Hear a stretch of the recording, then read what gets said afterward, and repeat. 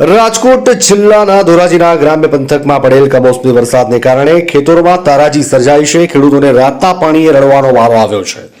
અહીંયા વાત એ છે કે ધોરાજીના મોટી પરબડી ગામની કે જ્યાં પાક પર માવઠું વરસી જતા કપાસ, મગફળી, સોયાબીન જેવા પાકોને ભારે નુકસાન થવા પામ્યું છે। ધોરાજી પંથકમાં પડેલા કમોસમી વરસાદે ખેડૂતોને નુકસાન થયું છે। 8 ઇંચ જેટલો વરસાદ વરસતા ખેતરોમાં ભારે પ્રમાણમાં નુકસાન થવા પામ્યું છે। મારું નામ મહેન્દ્રભાઈ ગોરધનભાઈ બાવીસા, ગામ મોટી પરબડી, તાલુકો ધોરાજી, જિલ્લો રાજકોટ।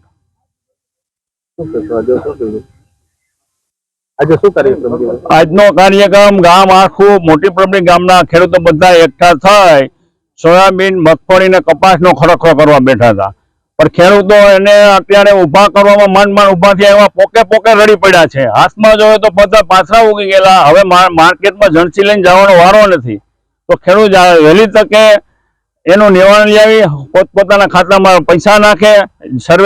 સર્વે ઓનલાઈન કરી છે એને ખેડૂત પાસે, સરકાર પાસે તો બધી માહિતી છે કોની પાસે કેટલી જમીન છે। ખેડૂતને ગેરમાર્ગે જ અત્યારે સરકાર દોરે છે કે 8 દીમાં સર્વે કરો। 8 દીમાં સર્વે ક્યાંથી કરવાની સરકાર? મોબાઈલ એપ્લિકેશનથી સર્વે કોઈ કાળમાં થાય। આવા સાદા ખેડૂત પાસે એનો મોબાઈલ છે, એન્ડ્રોઈડ મોબાઈલ કોઈ ખેડૂત વાપરતા નથી, તો એક સર્વે કેવી રીતે ખેડૂત કરશે? અને અત્યારે આ 3-4 દિવસની એક ધારી રજા છે, તો 3-4 દિવસમાં સહાય હજી તો કોઈ અહીંયા અધિકારી આવ્યા નથી। 3 દિવસ નિમણૂક થઈ ગઈ છે આ ગામમાં અધિકારીને સર્વે કરવો, તલાટી ભેરા રહે, તો આ ગામમાં કોઈ સર્વે કરવા નથી આવતો। 8 દીમાં પૂરું, 8 દીમાં તો ખેડૂતનો પાક ઉગી નષ્ટ થઈ ગયો છે, તો તાત્કાલિક ખેડૂતના ખાતામાં સહાય આપી દે, બસ એ જ ખેડૂતની માંગણી છે। મારું નામ મુકેશભાઈ ધરમસિંહભાઈ ધાકેચા, ગામ મોટી પરબડી, તાલુકો ધોરાજી, જિલ્લો રાજકોટ। આજે મોટી પરબડી ગામના તમામ ખેડૂતો આજે સરકારને જગાડવા માટે, એક ખરખરો કરવા માટે આ બધા અહીંયા મોટી પરબડી ગામના ખેડૂતો એકઠા થયા છે સરકારને જગાડવા માટે। કે સરકારને અમે એ કહેવા માંગીએ છીએ કે તમે સર્વે કરવાની વાત કરો છો, પરિપત્ર કરો છો 20 દિવસનો, કૃષિ મંત્રી એમ કહે છે 7 દિવસમાં આ સર્વે કરવું જોઈએ, પૂરું કરી દેવું છે। આમાં અમને કઈ સત્ય લાગતું નથી, એટલા માટે હું સરકારશ્રીને વિનંતી કરું છું કે તાત્કાલિક ધોરણે વગર સર્વે કરી, સર્વે કરવાની કઈ જરૂર નથી, અને ખેડૂતોને તાત્કાલિક સહાય પૂરી પાડે તો જ આ ખેડૂતોનું ભલું થઈ શકે એમ છે, તો જ આ ખેડૂતો શિયાળુ પાકનું વાવેતર કરી શકે એમ છે। અને એક નવી હમણાં એક એપ્લિકેશન જે છે કે મોબાઈલ દ્વારા ખેડૂત પોતે સર્વે કરી અને એને અપલોડ કરી શકે, પણ મને એવું લાગતું નથી। આ ખેડૂતો અભણ છે, ઘણા ખેડૂતોને આ મોબાઈલ એપ્લિકેશનની ખબર પણ નથી, એટલા માટેથી અને આ મોબાઈલ એપ્લિકેશનની જે વાત છે એ તાત્કાલિક ધોરણે નાબૂદ કરી અને કોઈ પણ જાતના સર્વે વગર અને તાત્કાલિક ધોરણે આ ખેડૂતોને સીધી સહાય જો મળે એના ખાતામાં સીધા પૈસા, તો જ આ ખેડૂતોને ઉપયોગ આવી શકે એમ છે, અને તો જ આ ખેડૂતો નવું શિયાળુ પીક કરી શકે એમ છે। એટલા માટે હું સરકારશ્રીને હાથ જોડીને વિનંતી કરું છું કે વહેલામાં વહેલી તકે આ ખેડૂતોને તાત્કાલિક સહાય પૂરી પાડે તો જ આ ખેડૂતનું ભલું થઈ શકે એમ છે। ભારત માતા કી જય। જે બાબતે ખેડૂતોમાં ભારે રોષ જોવા મળ્યો। ખેડૂતોનું કહેવું છે કે મોબાઈલ એપથી સર્વે કરવાનું છે, એ એપ ચાલતી નથી ને ખેડૂતોને આ બાબતે કશું માહિતી ન હોય જેથી સર્વે નથી થતો, જેથી કરીને તાત્કાલિક ધોરણે સરકાર દ્વારા સર્વે કર્યા વગર સીધી સહાય જમા કરવામાં આવે એવી ખેડૂતો માંગ કરી રહ્યા છે।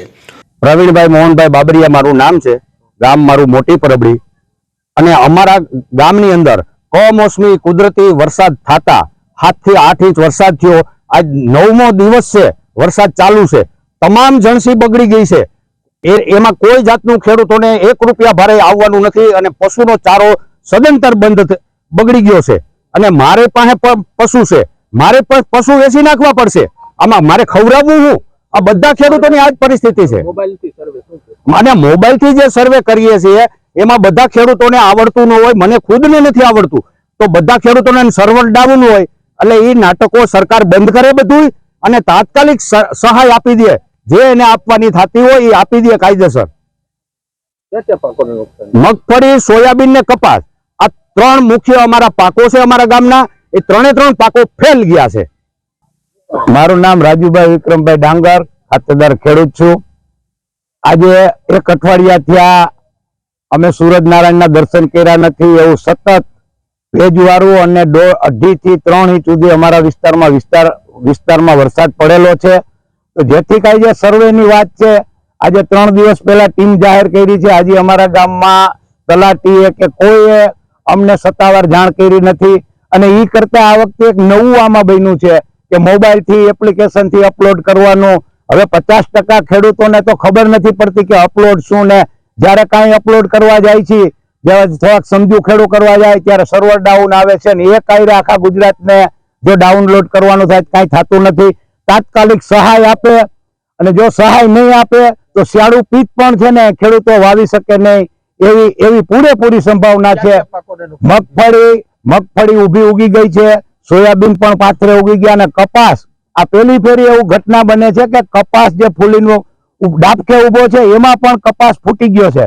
તો તાત્કાલિક અસરથી સરકાર શ્રી સહાય જાહેર કરે.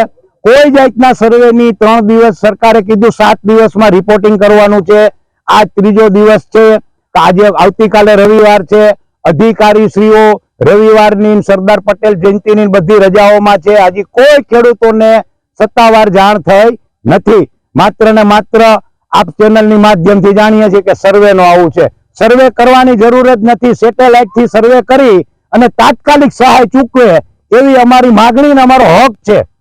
મોટી પરબડીના ખેડૂતોનું કહેવું છે કે એક તરફ કુદરત રૂઠ્યો છે ત્યારે બીજી તરફ સરકાર ઉઠી છે. એક તરફ ખેડૂતો એમની જણસનું પૂરતા ભાવ નથી મળતા ત્યારે બીજી તરફ ખેડૂતોને માવઠાએ રાતા પાણીએ રડાવ્યા છે. વાવેતરથી લઈને ઉત્પાદન સુધી વીઘા દીઠ રૂપિયા 20 થી 25 હજારનો ખર્ચ થાય છે. પાક તૈયાર થઈ ગયો, જ્યારે પાકને માર્કેટમાં વેચવાનો વારો આવ્યો ત્યારે પાક કમોસમી વરસાદને કારણે પલળી ગયો અને ખેડૂતોને ભારે નુકસાન વેઠવાનો વારો આવ્યો.